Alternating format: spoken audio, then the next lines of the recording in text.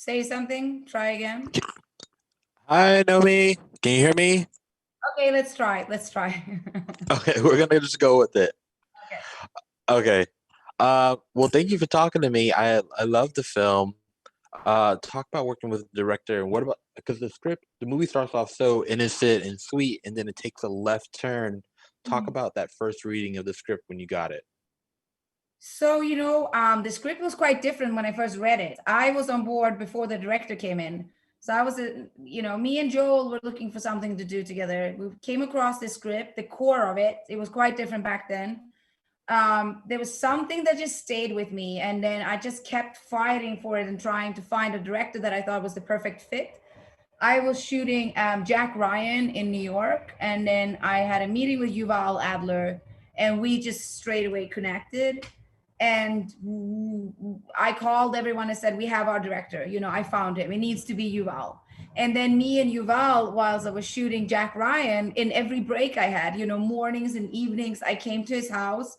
I was sitting in his office, and we started rewriting the whole script. So I was very much a part of the creation of the script. And then what about the story itself spoke to you? What did you identify with? I'm very fascinated and drawn to the terror balance between revenge and forgiveness and mending old scars. Is it possible? How do you do it? Can you do it? Hitting back, hurting the one who hurt you. Will it make you feel better? All these topics, all that connected to revenge and healing, I find that really fascinating. And I wanted to tell a story about the Roma woman, who comes from a people that is very chaste and has a very bad situation in Europe, still even to this day, and tell her story, how she deals with what happened 15 years ago and how she's been trying to hide it for her husband. And then, this man comes back into her life and it all just comes up. And she's a mother, she's a woman, she's a wife. And then this whole just flood, like tsunami of old emotions comes in and she needs to deal with it. And it's almost like she doesn't have a choice but to deal with it and confront him. Well, that was great. You did an amazing job, and I can't wait for everyone to see it. I appreciate it so much. Thank you so much. Hi, Amy. Hi, Chris. Hi. How you guys doing in quarantine world? It's what do we all say? The new normal. Yeah. This is my first quarantine press junket, but I gotta say I kind of like it better this way. It is. It's much easier. We all don't have to get hair and makeup done and Yeah. be stuck in a hotel room for hours. Yeah. How we usually are, which is different. So I enjoy it too. Yeah. What I also enjoyed was your new movie I got to watch last night. Oh, thank you. Tell me what about the script attracted both of you? The